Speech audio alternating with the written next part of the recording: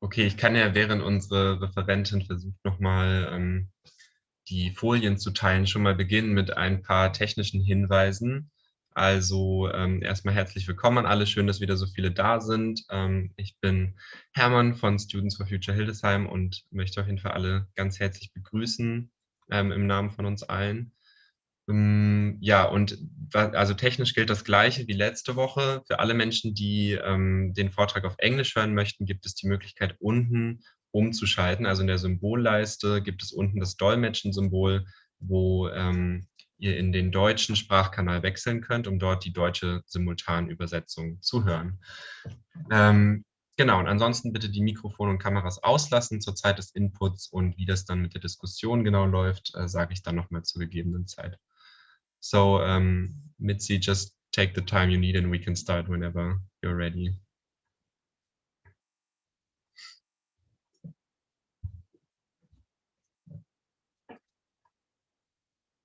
Hey everyone, so I am Mitzi Jonel Tan. I am a climate justice activist based in Metro Manila, Philippines.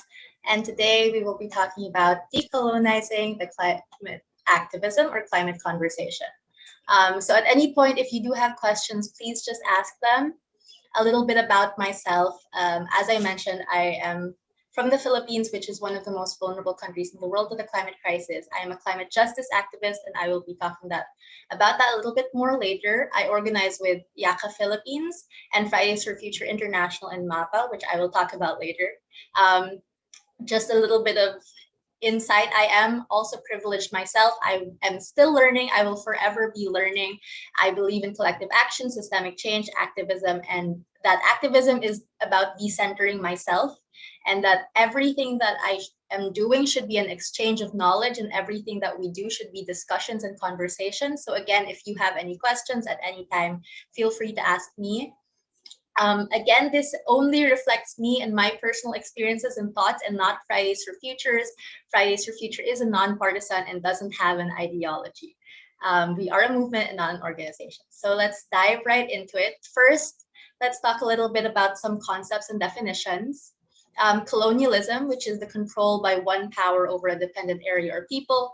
Neocolonialism, the economic and political policies by which a great power indirectly maintains or extends its influence over other areas or people. Neoliberalism, which we like to have an acronym in the Philippines, LAPIDA, which means gravestone. So LPD, liberalization, privatization, and deregulation. Liberalization is opening up the economy to foreign investments, doesn't protect local industries, extraction of natural resources and labor at a low price, surplus of global north is dumped on us for a high price. Privatization is privatizing social services like education, health, water, etc. Deregulation is basic goods and services don't have price limits, and so profits get jacked up continuously. Intersectionality is the complex cumulative way in which the effects of multiple forms of discrimination, such as racism, sexism, and classism, combine, overlap, or intersect, especially in the experiences of marginalized individuals or groups. Racism is a belief that racial differences produce an inherent superiority of a particular race. White savior refers to a white person who provides help to non-white people in a self-serving manner. We'll dive more into this term later. Environmental racism is used to describe environmental injustice that occurs within a racialized context, both in practice and policy. BIPOC is Black, Indigenous, and people of color. MAPA is most affected people in areas. This is a spectrum. In Fridays for Future, we tend to use it to refer to the global South, but there's no more nuance to it than class, race, and gender. It does include class, race, and gender. It isn't just about geographical experiences. So let's dive right into it, the disproportionate impact of the climate crisis. For the purpose of this discussion, we'll be focusing on colonies and neo-colonies and BIPOC communities. But of course, there is so much more to that. There's also gender, abledness, etc. So for BIPOC communities, this is an example. We're seeing that Indigenous communities fighting back against pipelines in Canada, the US, and Australia. We're seeing the water crisis in Flint, Michigan, a city that is 57% Black and notably impoverished. We're seeing that low-income households and BIPOC communities are more likely to experience and to be near industries like oil refineries and pipeline infrastructure and fossil fuel industries. And because of the discriminatory policies and poor city planning, these same communities are often hit first and worst by the climate-exacerbated events like extreme drought, major floods, wildfires, and urban heat islands. The term environmental justice actually started in the US because of racial injustices with how fossil fuel industries would be more likely to put up their companies and their fossil fuel plants in Black and Latina areas, because these are also the more economically marginalized areas. So again, it's not just about race, but also about class, and we're seeing how this will all come together. So a few stats from climaterealityproject.org. Black children are twice as likely to develop asthma as white children. 78% of African Americans live within 30 miles of a coal-fired power plant.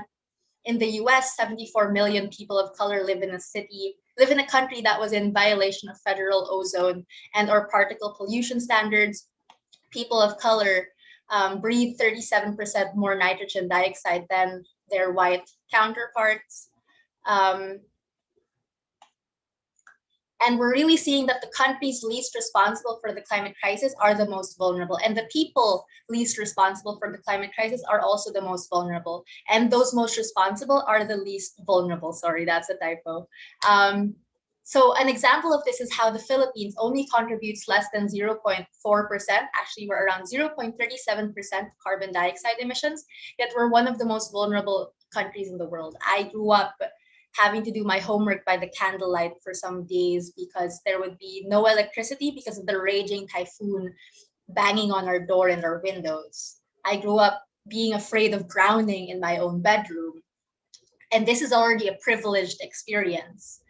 The 3 strongest storm landfalls on recorded history all happen in the Philippines. And we're really seeing that an example of we're really seeing how here, if you're seeing the maps, the developing countries are the ones that are suffering, and the developed countries, quote unquote, are the ones who are most responsible. And so we're seeing that the greatest polluters are also the biggest colonizers or neo-colonizers. And we're seeing how neocolonialism keeps MAPA's development limited so we can stay reliant on the global north through neoliberalism. So the global north can keep over extracting natural resources and selling surplus. An example of this is the current comprehensive agrarian program of the EU, where because it's encouraging the larger lands and encouraging overproduction, then the surplus gets sold to Africa for cheaper because of the tax subsidies, and that impacts African farmers. And we also see it in the EU-Mercosur trade, which wants to increase trade between EU and Latin America. And so the Amazon forest and other forests get destroyed more as more land is needed to plant cash crops for the global north market. So here's another example. We're seeing how, let me see if this video works. Okay. You do care about nature, don't you? You recycle lots, ride trains instead of planes, never wear fur, organic food a must. You lose sleep over climate fears, the rising oceans, the falling forest, and the polar bears. Oh, the polar bears. You know how it feels. Hearts just shrink. So many worries, a forest fire, a poaching massacre, another species gone extinct. You cry for answers, but they are not there. Conferences, words, politicians don't care. Everyone knows it's so unfair. But now we are saved. All will be well. Protect 30% of Earth, climate, biodiversity, all sorted. It's on Facebook, must be right. This new magic spell. Save the world from us, conservationists agree. But who dreamt of 30%? The boys polluting land and sea, the guys who consume the most, business snatching your box with glee. Nature thrives, people out. No time left for doubt, but hang on, where is your address? Look deeper to fathom the mess. Where is your address? Whose homes are these? Who lives there? Remember the empty colonies, home to folk, black and brown, such wealth for you to seize. Born in brutality, protected areas are nothing new. Kicked us off ancestral lands, raped, beaten, shot. That story not taught is known by just too few. Not again. Another monstrous mess. Indigenous peoples live with nature. We make landscapes you think wild. We nurture them by far the best. That is our address. Your protected areas, our homes, our living by sustaining hand. You binging consumerism, neither rooted nor sustainable. You, 30% tourists who grab more our land. They bleat. It's for the good of all. We cry. It's the big green lie. Let's all howl. Halt! If you care about nature, you must respect indigenous people's lands. Protected areas are destroying the people and diminishing the earth. We belong to each other.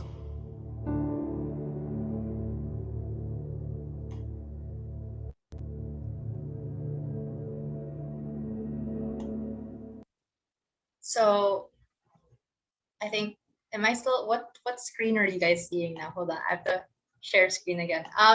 So what you guys just saw was this video by Survival International that basically talked about how the UN is having this policy where they want to make 30% of nature into nature reserves or protected areas. But these protected areas will probably mean kicking off indigenous peoples from their land. And so we see what I was talking about earlier with the neoliberal policies and neocolonialism really coming together and playing together to keep people less able to adapt to the climate crisis, but also destroying our land even more. So we have to remember that when we make these policies, when we have these policies, it always has the people most marginalized. It has our indigenous peoples, our farmers, our fishing communities at the center. Otherwise, you'll have climate policies like having solar panel farms, but then you're displacing small farmers. You'll have hydroelectric dams that are stealing the rivers of indigenous peoples and flooding their homes and destroying the forests of ancestral lands. So we have to remember that when we call for climate policies, it's not enough that it's just good for the climate, but it has to be good for the people, especially those most marginalized.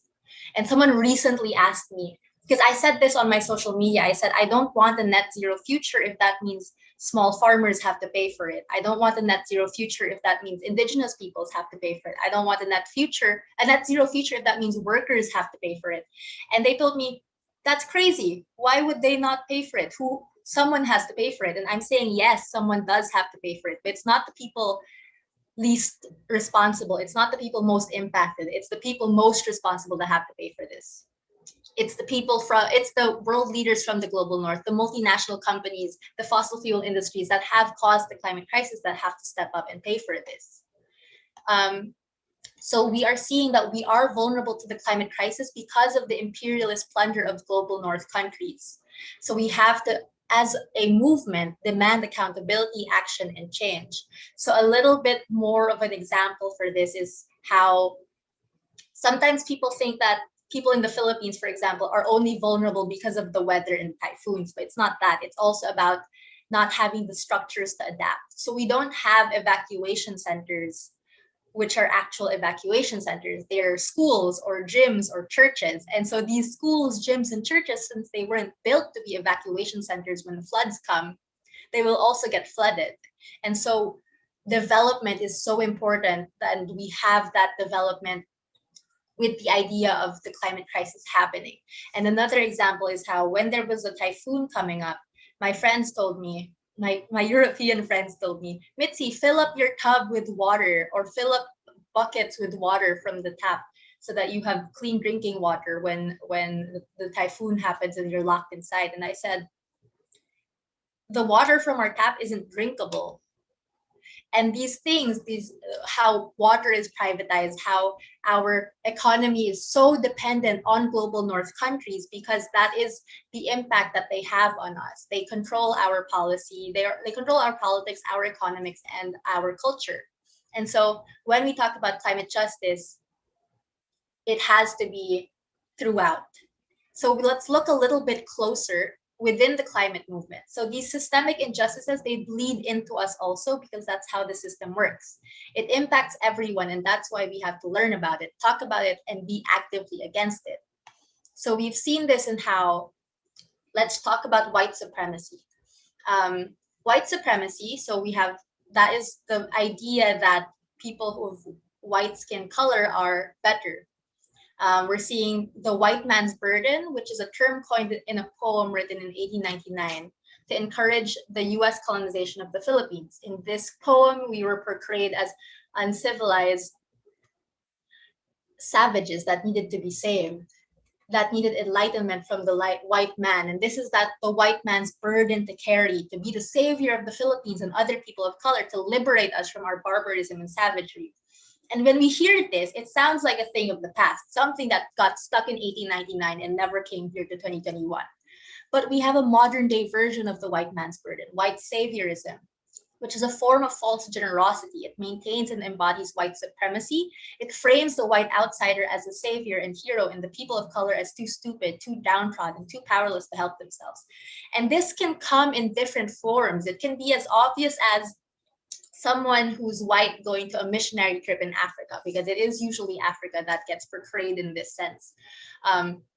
Or it can be someone from Germany deciding to have a campaign about the forests in Indonesia without asking the people from Indonesia, without asking the people protecting the forests in Indonesia what kind of help they can ask. So it's so important that when we start these campaigns, when we start anything we do, we always listen to the people on the ground, because otherwise we will be, I say we, but white allies will be prone to this form of white saviorism. It goes as simple as having a video and your script is about people dying, and then it's white people talking about the climate movement, and then you're just having video clips of people drowning, people of color drowning, as if we're helpless. And I'll go back into that a little bit more later.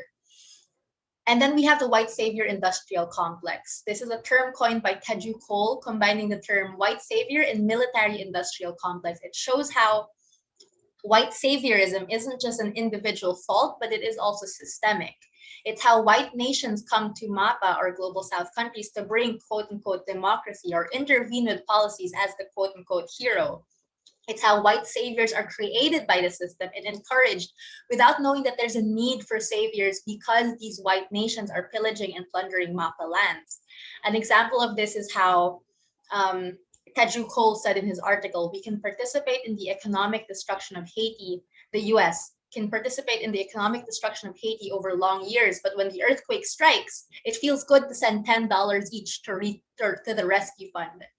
And it's fine, donations are good, but we must do such things only with awareness of what else is involved. The fact that there's a need for donations, the fact that there's a need for relief, isn't just because we're downtrodden and helpless, but because the system has put us here. The white colonizer has put us here.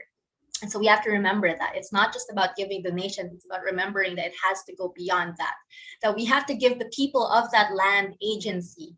The people on the ground always know better. And so when we're starting campaigns, if you guys are interested about the Amazon rainforest, you can't just start one and say, oh, we have to do this, without listening to the people who have been protecting the Amazon rainforest their entire lives, because they know what's best.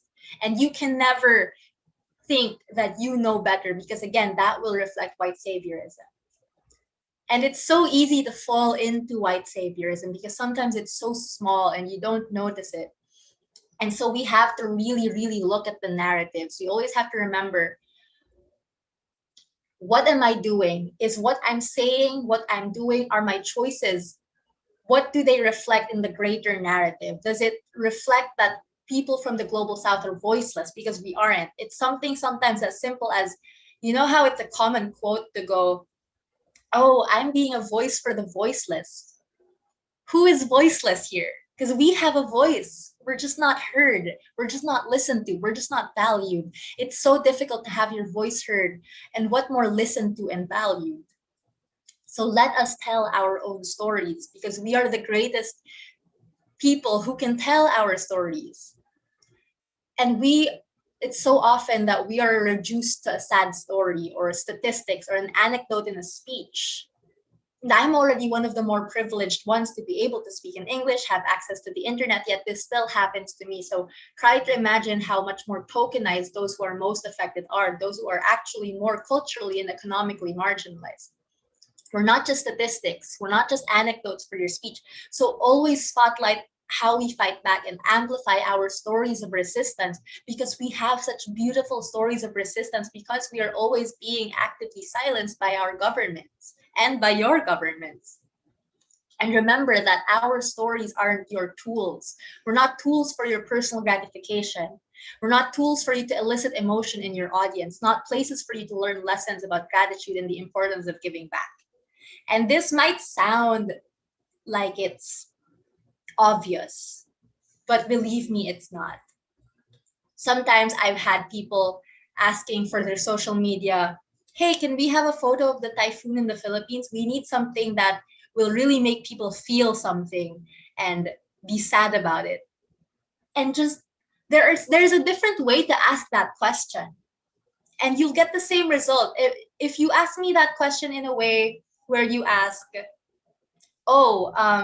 Mitzi, the typhoon in the Philippines was really bad, and we really want to highlight people's experiences there and how you guys fought back. That is a good way to ask that question. But asking me a question in the sense where, oh, Mitzi, we need something that will make people feel something that will make people want to act. And by people, they meant white people. I don't need white people to act because they pity us. We need you to fight with us. And another narrative that gets thrown around a lot is how when there's something wrong, they'll ask a BIPOC activist. Like, let's say someone asked me, and all of this is from my personal experiences, guys, and it's crazy because this is within the climate movement, and some of them are from my dearest friends. But someone asked me once, like, oh, Mitzi, Taylor Swift is getting flack for this Black culture, for this dance that's offending Black activists. What do you think about it? And I said, how would I know? I'm not a Black person. It isn't my culture. You can't just lump together all people of color. Yes, we have common experiences of exploitation and oppression, but we also have a unique voice and experience, and there's nuance to each of our experiences. And to lump us all together and just say, oh, all people of color can give a pass on something or something. No one has that pass. Like, you can't ask me about what Muslims feel during Ramadan when they're being excluded from the conversations because we have a global climate strike on the day of their first day of Ramadan and they're not happy about it. I can't say anything about that because I'm not Muslim. We have to remember that we can't just lump together all people who are marginalized because we have different experiences. And if you're doing that, then that's tokenism. This can come in different forms, but it's so much about the intention. If you just say, hey, we need anyone from the global south because we want someone from the global south. You rephrase that question and say, hey, we want someone from the global south or MAPA because we know this. But what's even better is if you take the time, the effort to look for a country, to look for a campaign, to look for a person you want to highlight, because it's not just about highlighting the global south for the sake of highlighting the global south. You have to put in the effort of making sure that you highlight people's experiences and people's stories and people's campaigns because you were moved by it. Otherwise, it will be tokenistic in the sense that you're only listening to us just because we're from the global south and not because you want to listen to someone from the global south. We aren't one entity. We are individual people, individual countries, individual regions, individual cultures. And so often tokenism is also when you invite people to meetings so that you're not all white and then you don't actually listen to them or value their voice. And so that's also very important. So in media, we're seeing how this is this photo, I feel like, is something that everyone is familiar with, but this photo is just a symptom. So this is just one example, one extreme example, but there are smaller, subtler versions of this, where we're seeing that the media narrative of MAPA or BIPOC are either completely erased or we are reduced to a sad story or statistic. We're also seeing that when talking about the climate crisis, it's as if it's a far-off event, but it's actually happening today. The climate crisis is already here and is already impacting us. And so we have to highlight the people who are already impacted by the climate crisis. And so much the spotlight is often on white activists and individuals. And I know sometimes this isn't the fault of the white activists, it is media's fault also, but there is a role for white activists and privileged activists to talk about how we are privileged, so that media also learns that they can't keep just focusing on the same people, on the same kind of people, the people not as impacted by the climate crisis. And so these big things, everything I've said seemed really obvious. I hope it seemed obvious. But the smaller everyday things are the ones that are harder to spot, but are just as important as the big things. It can be the way we talk, like saying America, but when we really mean the US, because America is the whole continent. Latin Americans are American. It can be about the thing where I said fighting for the voiceless, but we're not voiceless. I don't want you to hear that unless you're talking about whales or plants or something. People aren't voiceless. It's the way we pick people during panels, the way we ask for someone's story, because these small things, they reflect a bigger thing, and we have to change these too if we really want spaces to be safe. The way you phrase questions, sometimes it feels silly, like, oh, it's just semantics. You know what I mean. You understand what I'm trying to ask you. Yes, I know what you're trying to ask me, but the way you're asking it to me reflects the way you think of me and my experience, the way you think of MAPA experience. And so always be careful about the way we're saying things, because this is how you make spaces safer for people. Because in the end, it's not about individuals, it is about the system. And changing these small things contribute to dismantling systems of oppression and injustice. And this is what climate justice is about, making sure that development, sustainability, a safe present, and a green future isn't just for a few, but for everyone. So how do we even begin to do this? First is recognizing intersectionality, how social issues overlap and we cannot tackle them alone. Recognizing that things like the climate crisis and other crises amplify and is amplified by different social factors like class, race, gender, etc. It's important so we attack and approach issues not in vacuums, but as the complex, nuanced issues that they are. We have to recognize different levels of privilege. We have to use this at all times to amplify the more marginalized.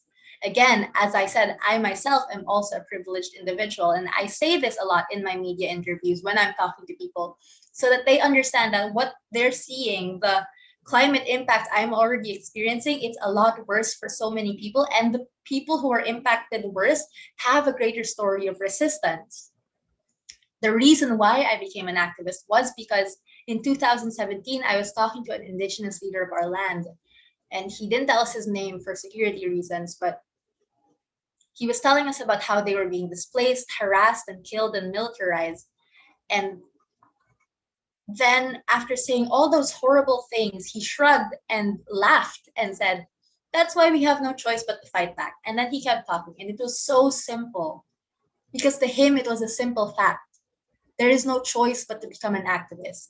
And I realized that I do have this choice, quote unquote, to be an activist, because there are people who are so pushed into activism because they know the consequences are worse. And in a way, for all of us, the consequences are worse if we don't become activists, if we don't act, because the climate crisis is going to impact everyone. But there are people who literally have no choice but to fight back. And so who are we with people who have privilege not to join their fight? That's what we have to remember.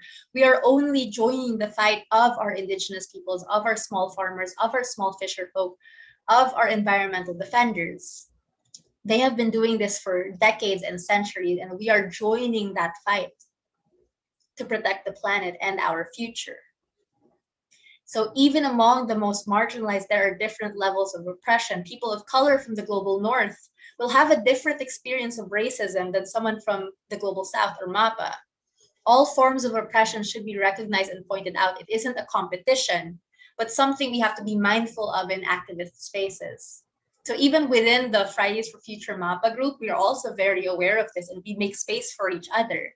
So it's really insulting when white activists can't recognize these different privileges, because within MAPA, we see it, we experience it, and we know it. And so really, what is the excuse of white activists not to recognize that privilege?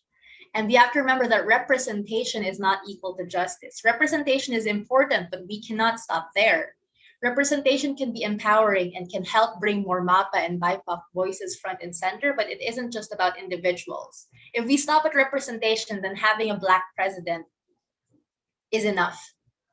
But then if this Black president still bombs people in the global south and destroys our lands in the Philippines and in the global south, then it doesn't do anything. It's not about individuals. It's about removing systemic barriers. It's about liberation of all. And it's going to be a lifelong process of unlearning, and it's going to hurt. That's something that we always need to remember and understand. The system has taught white allies and everyone to always think about themselves, to always think that white people are more superior. And so it's ingrained in us, but that isn't an excuse to not do anything. That's a reason to push even harder, to be even more critical, and to understand that we will never stop learning.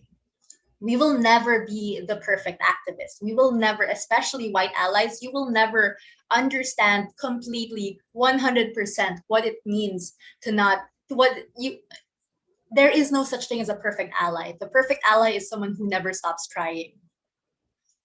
And it is going to hurt. It's going to hurt both on your side if you're being called out, of course, because no one wants to think that they're being a racist or that they're being a white supremacist or a white savior. But sometimes you are, sometimes you will be in the small things, and you have to be willing to be called out. Sure, feel hurt. Of course it hurts. Feel that. That's valid, but don't stop there. Listen, look for the truth in the hurt and then change. And sometimes the people who are calling you out won't be as nice as everyone else, because these people, MAPA, have experienced historic injustice and oppression and trauma.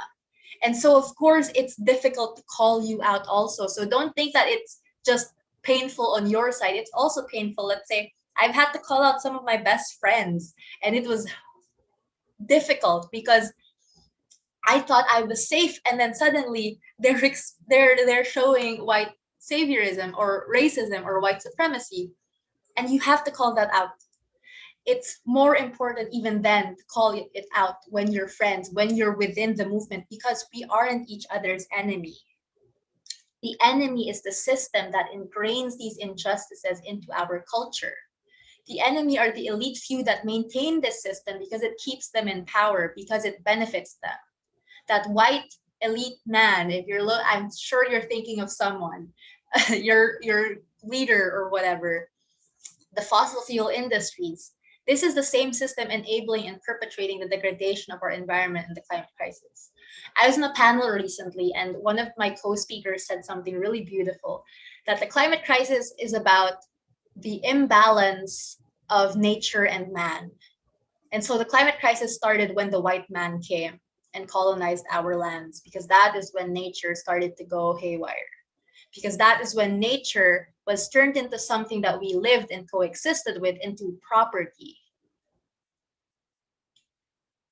And this work, what we're doing to dismantle systems of oppression and injustice that existed for decades and centuries, is difficult work. And so we have to also have a place that is more sustainable. My activism, it no longer stems from a place of sadness, anger, or fear, which are all valid. And I do still get angry, but I get angry because I love. So my activism now stems from a place of love, love for the people, love for the planet, love for humanity, love for my co-activists, because love is how you stick to difficult decisions. Love is why you decide to not give up on people and co-activists when they're being dumb. Love is how you win revolutions. So when I call people out, it's not because I don't like them. It's because we want them to grow and be better, because that's how you make the movement grow too. So when you call people out, or when you are called out, don't think that it's because we're angry. We probably are, but not because we hate you, but because we want you to change. Isn't it so much more beautiful that you are called out, that you see people calling you out as because they want you to change, rather than because they hate you, rather than because they think you're wrong? It's because we want people to grow. And again, that's what activism is about. I go back to how I said activism is about decentering yourself. And so in these situations, when you are called out, decenter yourself and your feelings and listen to the other person. It will be painful. You have to accept that. And the sooner you accept that it hurts, the sooner you will be less likely to lash out when you feel that pain. When you get called out, it will hurt. And then maybe you'll want to say something in return. Then you'll remember, wait, it is supposed to hurt. Of course it hurts. That means change is happening. Okay, let me sit first. Let me breathe first. Let me try to reread what the person is telling me. What am I not understanding? What am I not seeing? So what can we do? We have to make sure that we don't let system change, not climate change, just be a chant. We have to embody this in every single thing we do. Be it, let's say there's a panel and they're saying, oh, there are 4 European activists and we need 1 Global South activist. Who among the Global South activists will we choose? And then you make the Global South activists fight amongst themselves. And then instead of asking, oh, who there? You should be asking, why are these the set of people talking in the first place? We have to learn how to question and be critical and ask the difficult questions in everything we do. It means asking why our immediate question when we're talking about the Global South is, who has the best story, when all people from the Global South have great stories. We have to change the way we think. We have to reframe the way we say things. And it's really this shift in our mindset. And it's difficult. Again, it is a lifelong process of unlearning. This is something I'm still learning. So remember that the way you talk will reflect and affect the way you think. So stop yourself. Let's say there's a laughing track with this show that you're watching and it's being sexist or racist. Don't laugh with the laughing track. Let's say your friends are saying a bad joke and it's your tendency to laugh. Maybe you'll laugh a bit, but stop yourself. Even if it's just you in your own room watching a video, stop yourself and really be critical. Remember that every single action, every single word, every single thing that we do adds to this greater narrative, because we aren't in vacuums. We aren't just people. We are part of this system. And so we have to make sure that we listen and amplify. You educate yourself and you listen to perspectives and experiences outside your own. Never talk over MAPA, and always ask questions and follow MAPA's lead. It's so important to ask questions because, yes, educate yourself on your own, but when you don't know the answer, better to just ask someone so you learn. And then you change after you learn. You learn to be critical of yourself always and be open to being called out. Be aware of, again, how certain words, phrases, and actions contribute to a greater narrative, and then fight back. Don't just sit back and let it happen. Call people out. Join our campaigns. Stand united and fight with us. Fight against the system with us. Fight for the liberation of all. I am so grateful for my fellow activists who are white allies who, when I'm calling someone out, they jump in and help. But first, there's this one activist who's such a great ally. Before they jump in and help, they ask me, hey, should I help? Because, sometimes I have it under control and I don't need people's help. Or the MAPA person or the brown person, the person of color won't need your help. But sometimes they will. Because it is also very tiring to have to do this alone. So be an ally. Fight with us. But again, always let the person of color lead. Here is a summary kind of what I said. I will be playing it.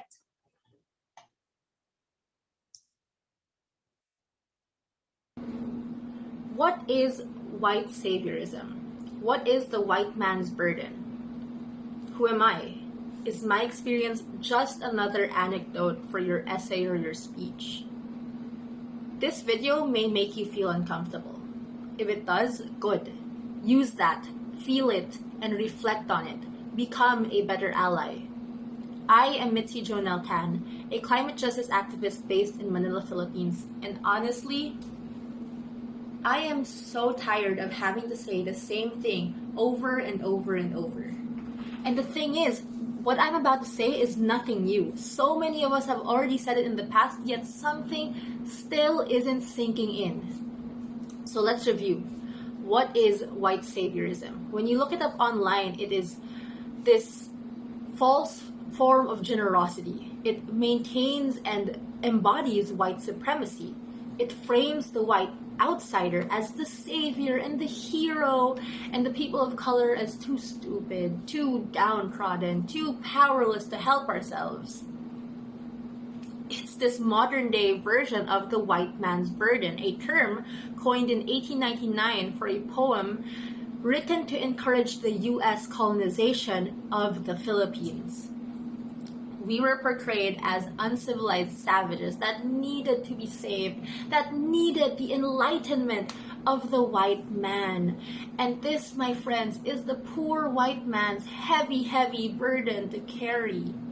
To be the savior of the Philippines, to be the savior of the people of color, to liberate us from barbarism and savagery. It may look different today, though. How does it look for a few of us, especially in the climate scene? As someone from the Global South, or as we like to say, most affected peoples and areas, or MAPA, it can be so difficult to have your voice heard. What more listened to and valued? More often than not, we are reduced to sad stories and statistics, an anecdote in a speech. And I'm already one of the ones more privileged to be able to speak in English and have access to the internet. Yet this still happens to me. Try to imagine how much more tokenized those who are culturally and economically marginalized, those who are most impacted by the climate crisis. That is not what I want people to think of when they think of me or my country. Yes, the Filipino people have experienced so much heartache and devastation from the climate crisis, but we are not a nation that is to be pitied. Our revolutionary spirit is strong and kicking, and if our white saviors really want to help us, you should amplify our voices and put a spotlight on how we fight back. We are not tools for your personal gratification. We are not tools to elicit emotion in your audience. Our experiences and our trauma are not places for you to learn life lessons about gratitude and the importance of giving back. To our white and privileged allies, do not say that you will be a voice for the voiceless when referring to us in the Global South or MAPA. We have our own voice. Don't say you're fighting for us. Instead, silence the room, make space for us, stand united and fight with us. Do not lump us together and expect all of us to know the nuances and context of the trauma of each country, of each sector of society, of each person. We each have a voice. We each have our own unique story to tell and share, and people need to listen. And when we are using our voice, especially to call you out, after lifetimes of systemic injustice and oppression, it could get aggressive. And of course, it will hurt you to face your own privilege, to be told that you're feeding into the systemic oppressive structures of society. No one wants to hear that. No one wants to hear that they're being mean, but suck it up. Listen, be quiet and reflect.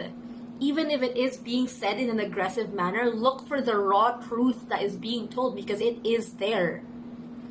the more difficult and nuanced the oppression, the harder it is to call it out, the harder it is to stand up for yourself, and it could get more aggressive. And oh my God, please do not patronize us. Do not call me feisty when I'm calling out your white supremacy. If you truly want to help us, join our campaigns. Remember that the reason we're so impacted by the climate crisis in the first place is because of the imperialist plunder of your country. So demand accountability, action, and change from your leaders. And in the end, we must all remember that we are all activists. White activists need to face their privilege and this discomfort to truly be in solidarity with Black, Indigenous, and people of color activists. This isn't going to happen immediately. This will be a lifelong journey of constant learning. But we are not each other's enemy. The enemy is the system that ingrains these injustices in our culture. The enemy are the elite few that maintain this system because it keeps them in power. So we must all be willing to confront the different privileges we all have. Something we all need to learn how to swallow if we want to be better people, better activists, a better movement. So we can make sure that we are dismantling the systems of oppression and we are fighting for the liberation of every person, for a safe present, and for a green and just future for all of us. This is our task as activists. White activists and non-white activists. We all have to come together and face the facts of life. We all have to come together and face our own privileges and make sure that we are actively fighting against the systems of injustice and oppression that is being perpetuated every day by the fossil fuel industry, by the world leaders, by the people in power. It's a difficult task, but it's something that we can do. It's something that we have to do.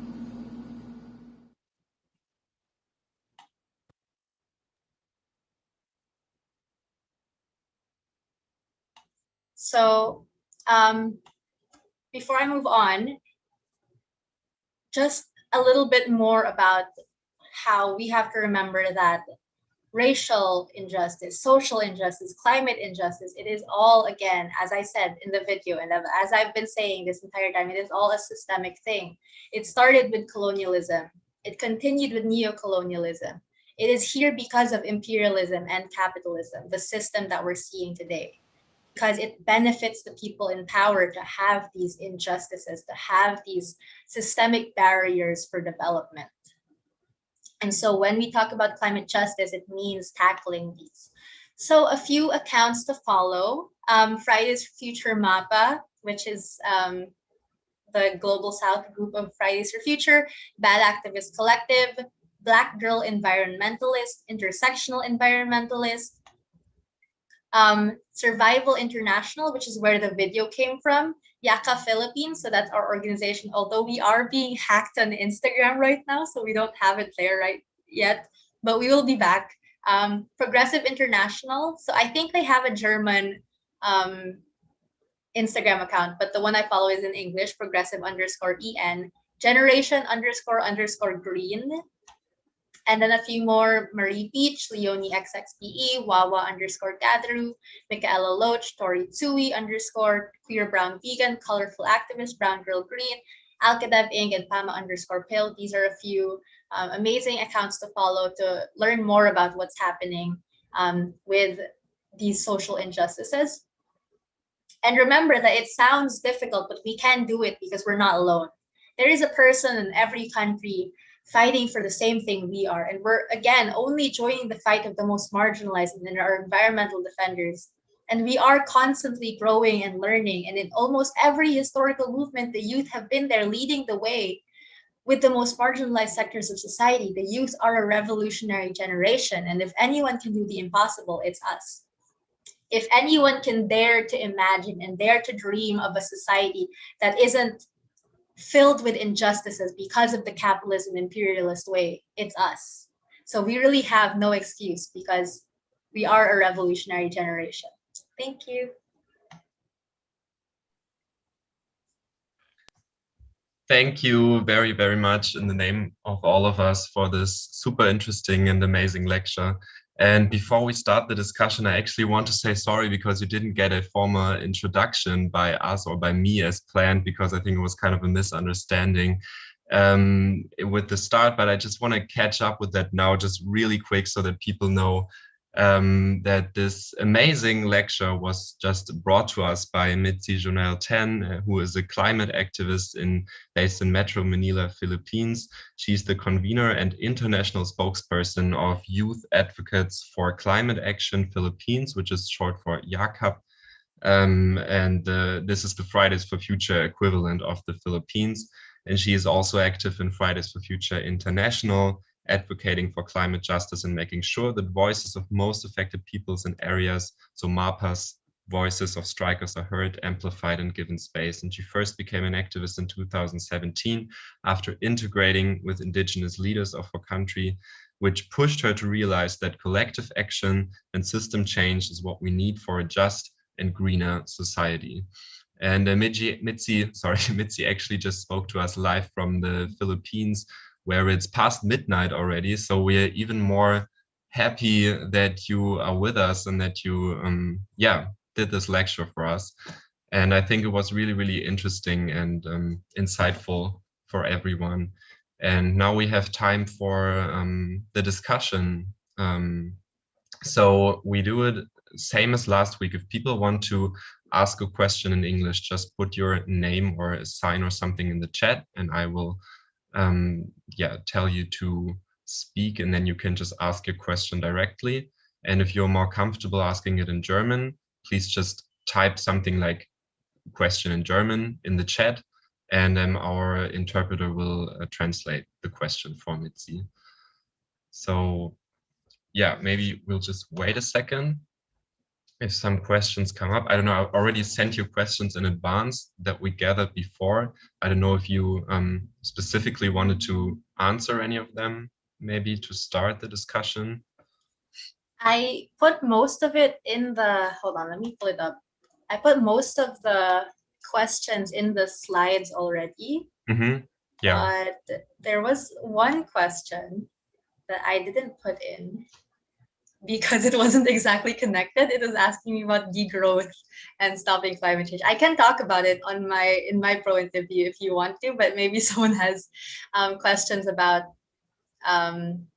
that's more related. Oh, there is a question here that, do you think that our political leaders need to step up and take responsibility and stop catering to capitalistic ideals? If yes, how should they start? Yes, they should. And that's why we're here, because we should be pressuring them to stop these injustices that's happening. It starts with stopping the plunder of our lands in the global south. So all of the mining corporations, the reclamation projects, the fossil fuel industries here in the Philippines and a lot of countries in the global south are being funded or are owned by countries in the global north. And so that capitalistic ideal also keeping us dependent on the global north, because our natural resources are exploited. And it even goes as far as we can't even make our own solar panels. So I just hope for you guys really to understand, because the tip of a pen, so you see that tip of the pen, the metal part there, the Philippines can't make that. We have all the minerals, but then we can't process the metals. We have to take that out and give it to, it's exploited and it's exported into global north countries and then sold back to us at a much higher price. And so we're dependent on these global north countries. And so shifting into renewable energy is such a difficult and long task here in the Philippines, even though we are so rich in natural resources that could help us with renewable energy. And so when we're talking about development, it really has to have that in mind, that global north countries have that responsibility to invest, and it isn't aid, it isn't loans to the Philippines or to global south countries, it's a debt that has to be paid. It's a reparation for the historical injustices that that the global north has caused us, and that will never have to be at the expense of the people. So when I say global north and when I say imperialist countries, I don't mean the people in it. I don't mean that the workers in global north countries should be the ones who pay the price of that transition to renewable energy. it should never be at the expense of the most marginalized people. Always, always the most marginalized people in every society, in every country, are the ones who need to be listened to and need to lead the way.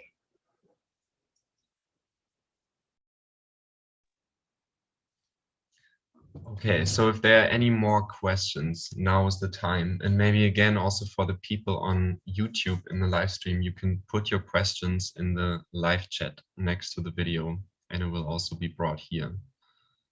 Yeah, Florencia has a question.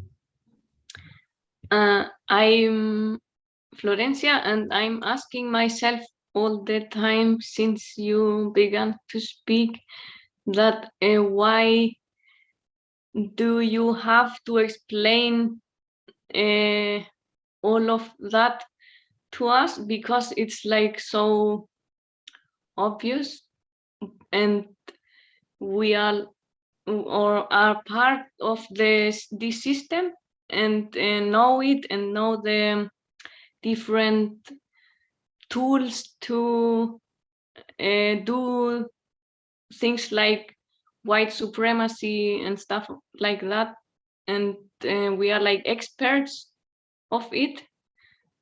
So I was like, it is like a bit weird, or I don't know why it's so difficult to be conscious of this kind of things in people that don't are that I cannot express this, but it's like maybe it's like someone practice something a lot, but doesn't know about it, and then someone else that doesn't practice this has to explain it to the people that practices this all the time, and it's like kind of weird. And maybe we have to all work together, but I see that often the beginning comes from the MAPA people, and then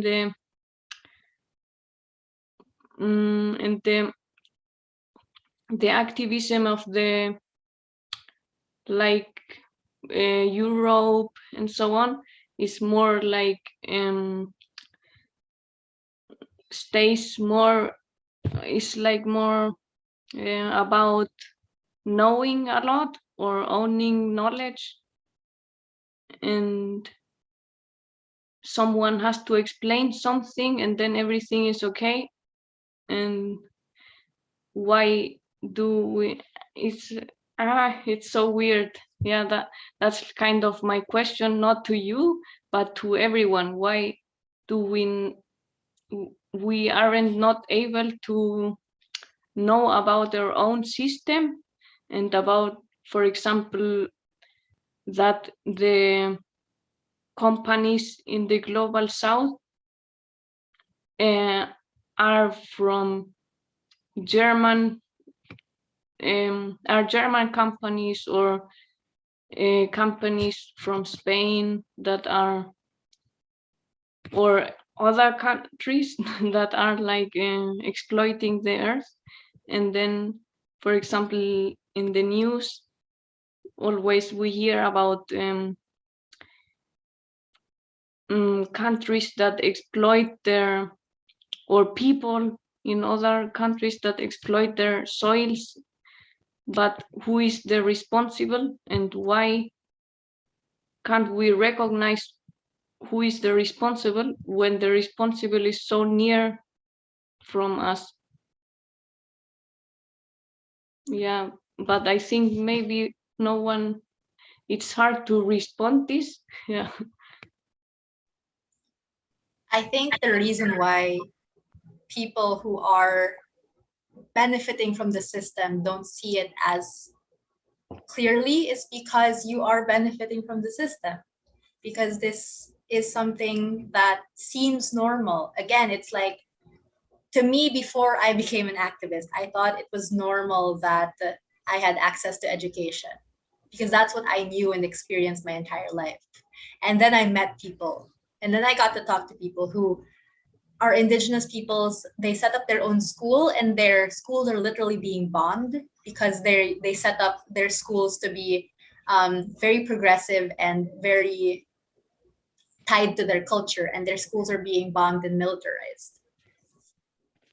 So often people with privilege won't know what's happening outside of their own bubble, which is what you're saying is so correct, that we have to actively go out of that bubble, because we will never understand what it means we will never understand the exploitation and oppression that other people are experiencing, because that isn't something that we will ever experience. Like, I will never experience having to be a worker or of working class, because I am a middle class person.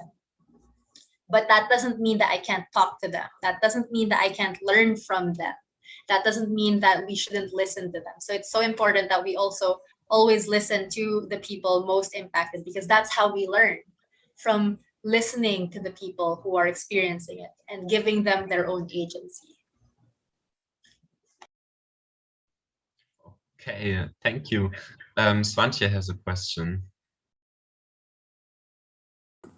Yes, thanks for the presentation, Mitzi. I was thinking about, like, I was seeing a documentary from the company Fair Afrique. I want to keep it short. It's a company started in Ghana, and they also say they want to decolonize chocolate. Yeah, I just wanted to say a quote from this documentary. One man from Ghana, I think he was studying in Switzerland, and he was saying that the activist, yeah, I guess it was Switzerland, but yeah, that the white activists started to throw stones at McDonald's or at other, like as protest, they started to destroy like McDonald's stores. And he said it's not good to fight the capitalistic, imperialistic companies. They should start their own company. They should start their own business to make it better. And I was thinking, like, when yeah, what, maybe it's a combination of both. Boycott. Can you still hear me? Oh. Shit.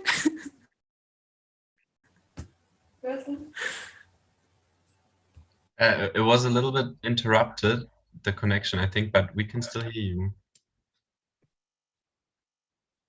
Okay, now we can't anymore.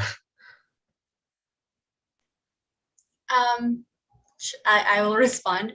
It is wrong to throw stones at workers, especially. We don't fight with the workers. As I said earlier, the enemy isn't the white global north worker or the white global north activist. It's the system and the companies that are doing this. And we also have to remember that not everyone in MAPA is progressive. So MAPA is a spectrum. So most affected peoples and areas. A CEO in the Philippines isn't as affected as a white indigenous person in Europe, or as a white worker or someone from the working class in Europe. So we have to remember that not because someone from MAPA says it, it's automatically correct. There is nuance in everything. And the way we approach boycotts, I think so, she mentioned, I don't know if you're still here, but you mentioned boycotts.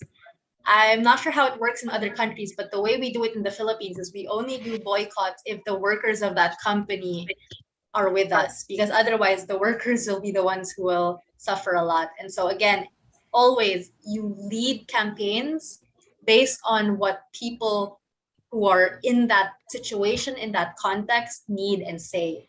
So an example of this is how so many people were asking us about Myanmar, about what's happening in Myanmar. If you guys don't know, you should check it out because it's a horrible situation. But so many people were asking us about how do we campaign for Myanmar? And we said we can't do anything yet until they say what's good or not. because otherwise we will end up not doing the right thing. Another example is there's this company in NutriAsia. There's this company in the Philippines called NutriAsia, which is which is a condiments factory. Like they make ketchup, they make vinegar, they make almost all the condiments here in the Philippines, and usually abroad they also ship out. And what we did was we went to the workers' picket line and we stood united with them and we listened to what was happening with them. And that's what being an activist is about. Always letting the people from the front lines, letting the people who are experiencing the injustices lead the way. Yes, I was gone for some seconds, but thanks for the answer. Yeah. Okay, any more questions?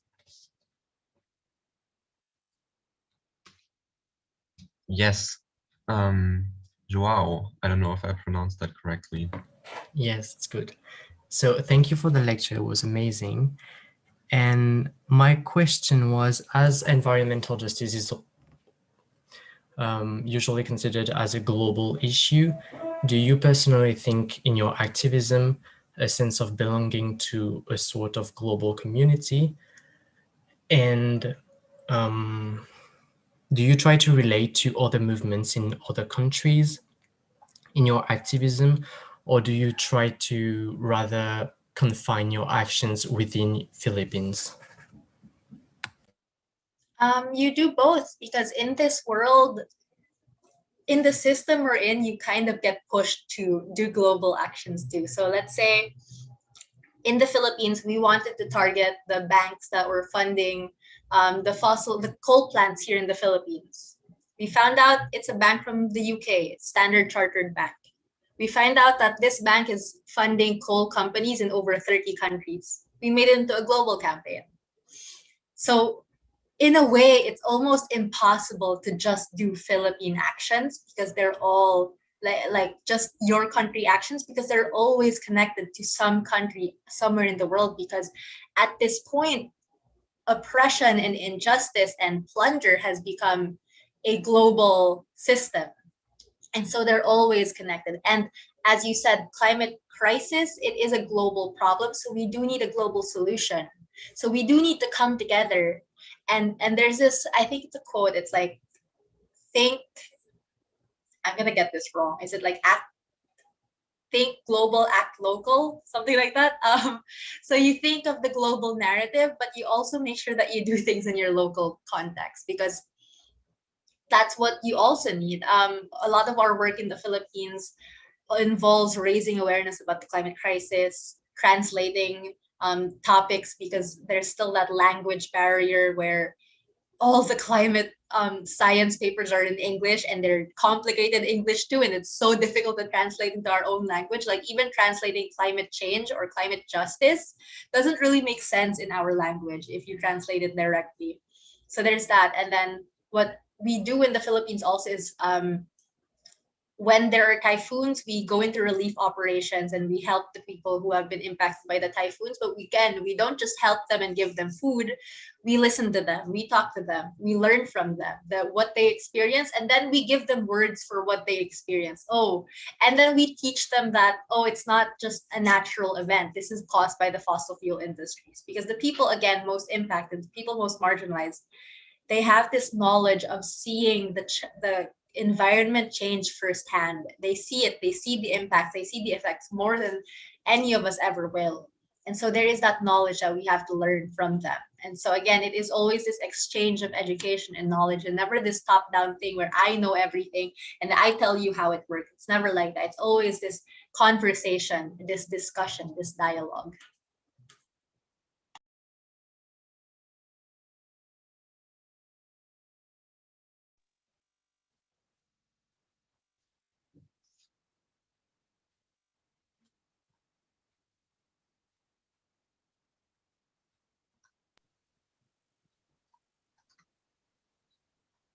If you guys have literally any, like even if it's a dumb question or you think it's not a good question, it's probably still a good question, because again, it could be so small and so little. Like even just a little story.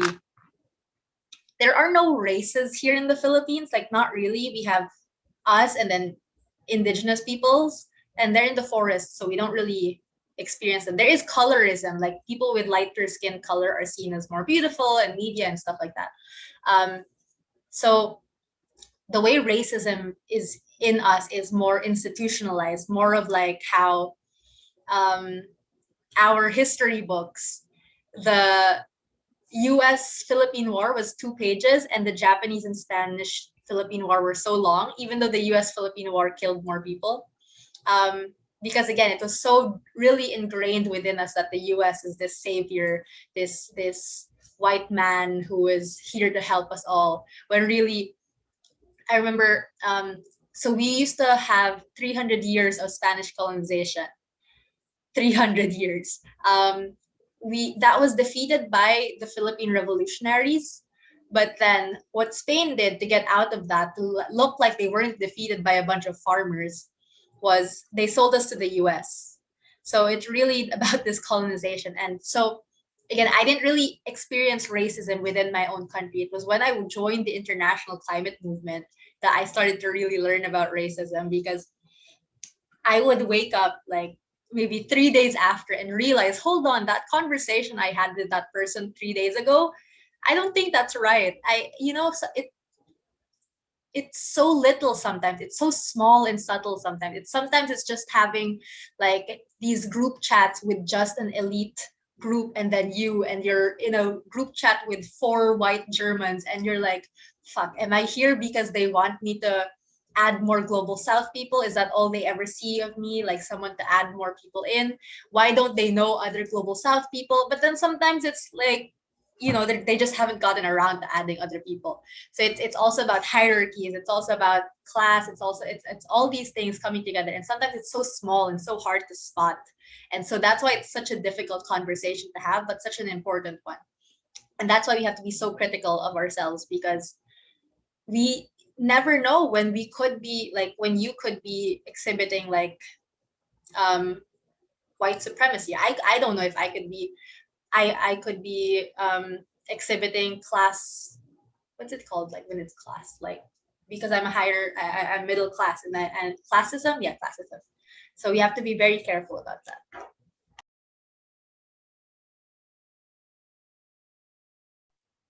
Yes, Friederike. Hey, I have a question. Could you explain what neocolonialism is? So neocolonialism is basically colonialism, but it's still happening today. So the Philippines, for example, is already independent, quote unquote, but our economy, our politics, our culture are all still dictated by the global north. What else is hold on, I'm thinking of a concrete example in Europe, because the Philippines is very it's a neo-colony of the US and kind of China.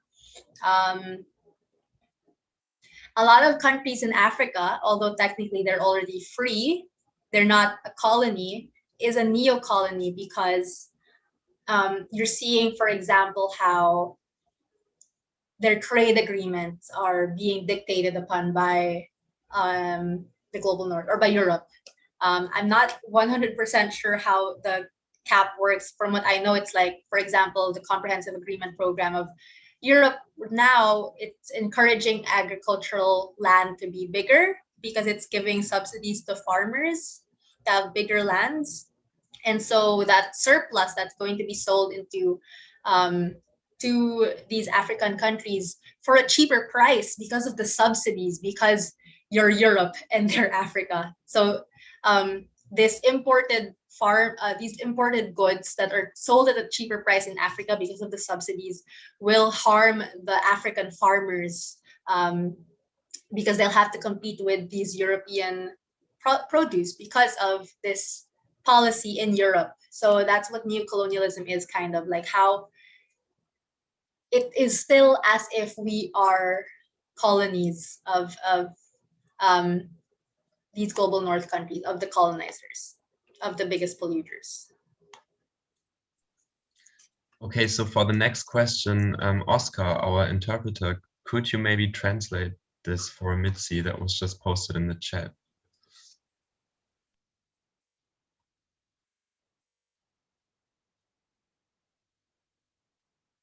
Oh, I think we can't hear it now. Mitzi, can you hear him? I think you have to change into the Okay, I'm in the English. Yeah.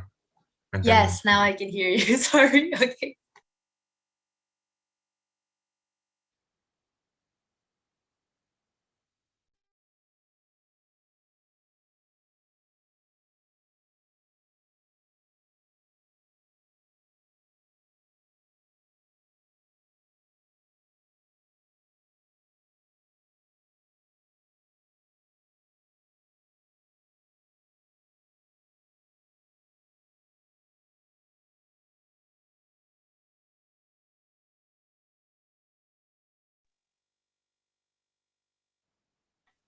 Sorry, the global north shouldn't patronize us, but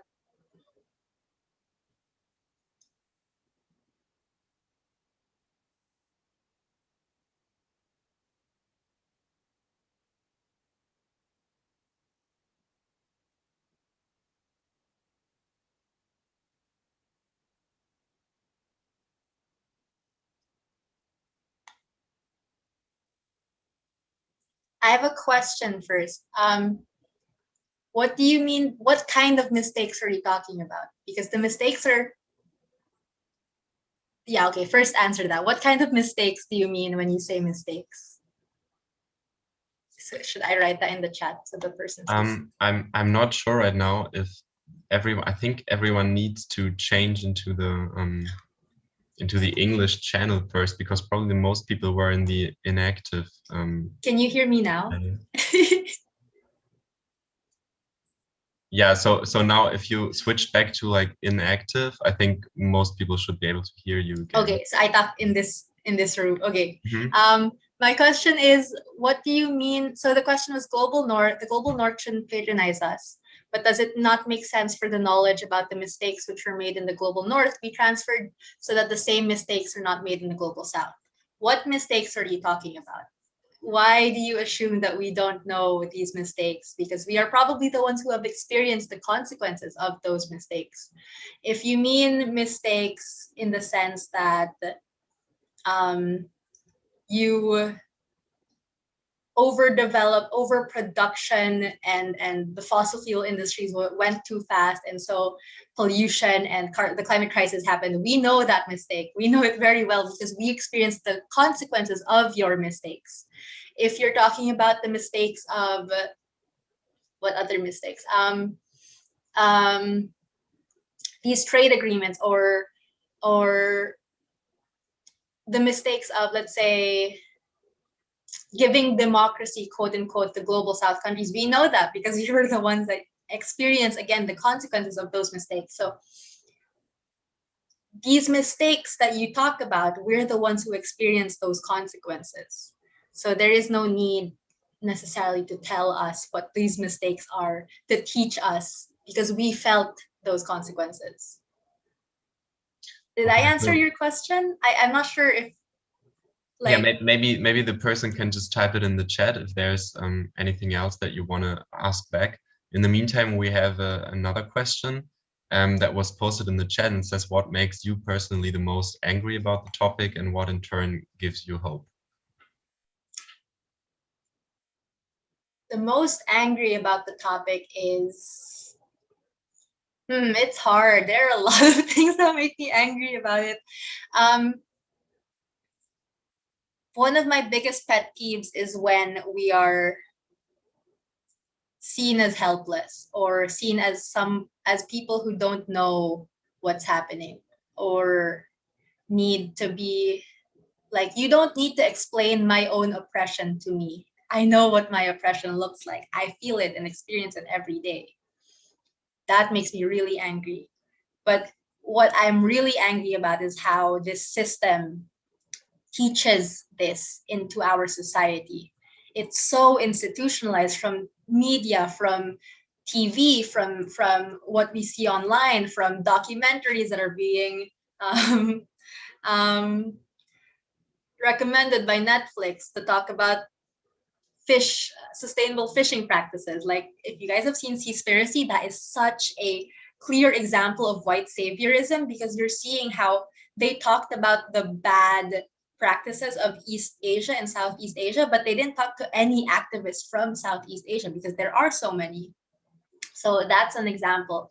That makes me so angry because it is so institutionalized, and so it's so difficult to fight against sometimes, because sometimes it's so subtle that you don't notice it. And what gives me hope is you're really seeing how there is change. I was talking to someone about this like the other day, someone who's been at the other side of me calling them out quite a number of times, but they're still my really good friend. And they asked me again, like, why does it hurt again? Is it normal that it hurts? And I'm like, yeah, of course it hurts, because you're changing. And so that gives me hope, because you see that people are changing, people are learning. And at least in the Fridays for Future international spaces, we have gone so far from where we were at when I just joined, which was last year. Last year, when you go into our chats and you don't speak English, some German, yes, I'm sorry, it wasn't German, it's always a German, will go into our chats and say and yell, "Speak English only." Literally, why? Why would you need to do that in an international space where some people literally cannot speak English? And we don't have that anymore, because we've learned from each other, and it went through this whole process. Can you guys imagine, we had this argument with so many people about letting people who can only speak Spanish in the chat, and we can always just translate it because there are tools to do that, and someone translates it for them. Like, if you can speak English, of course you speak English, but then if you can't speak English, that's fine. And there was this whole conversation, discussion, argument about it. People fought, people cried, but then we changed. And that gives me so much hope, because you can really see how we grow and we change so fast, and people are so willing to learn. Okay, so there's another question in the chat. I'm just going to read out loud so the people on YouTube can hear it too. It says, how do you manage not to let yourself and your mental health get too impacted by your activism and the constant confrontation with those really disturbing things? I imagine it very burdening and wonder how you protect yourself from that. Good question. I will answer you when I actually have an answer. No, I'm kidding. It's difficult because, as you said, sometimes it's so tiring. I've had conversations with my friends where I'm like, hey, can I not be a revolutionary today? And can I not be the one to call them out today? That's why it's so important that we have white allies with us, helping us, because it is such a difficult task. So when you're noticing that someone seems tired and calling these out, ask them if they need help, because it really does help sometimes. Sometimes just reaching out to that person and checking in if they're okay, that helps so much. And again, a lot of my activism, I don't get burnt out as much as I used to, because it comes from a place of love. I know I'm doing this as a labor of love, and that sounds so cheesy, like rainbows and unicorns and sparkles, but it's really about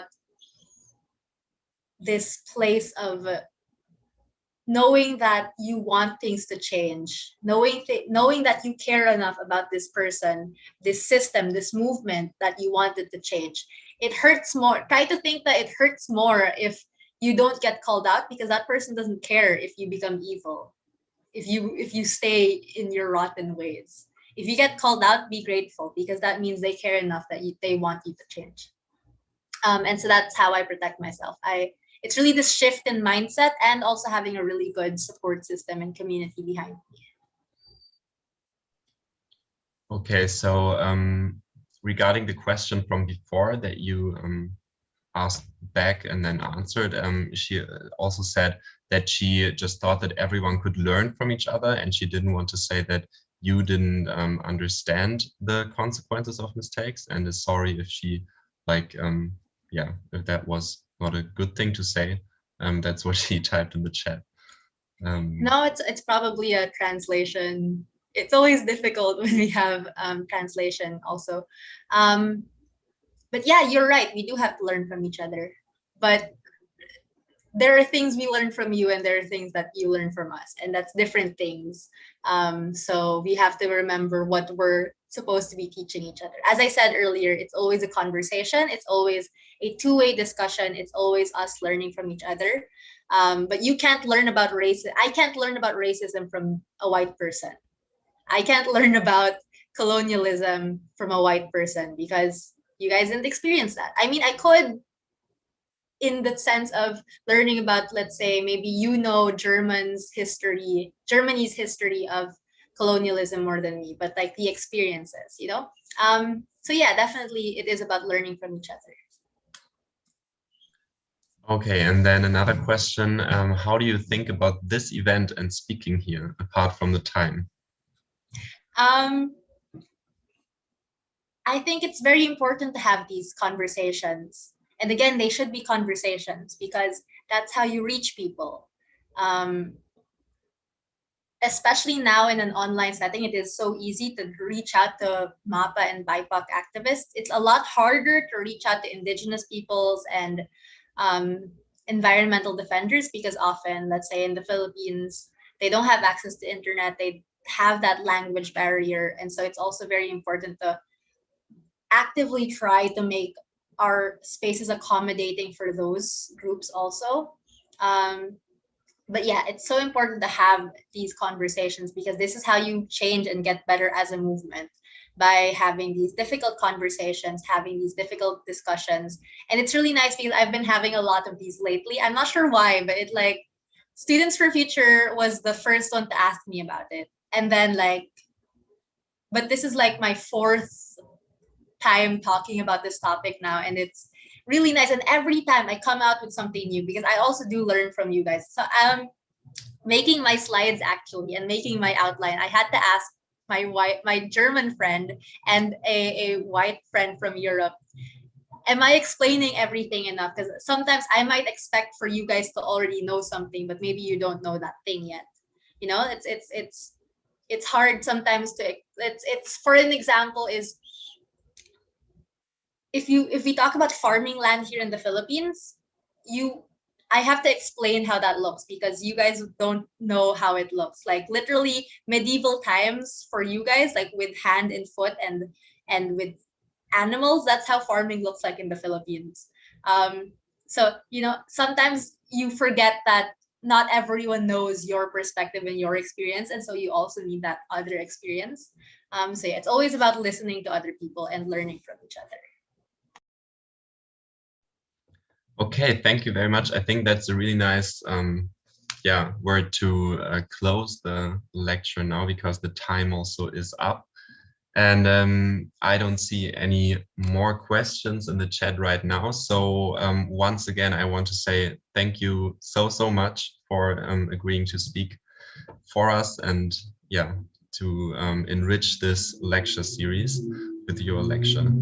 And before I end the meeting, I would, as always, like to show you what the next lecture is going to be, because this series is going to continue on the next Tuesday.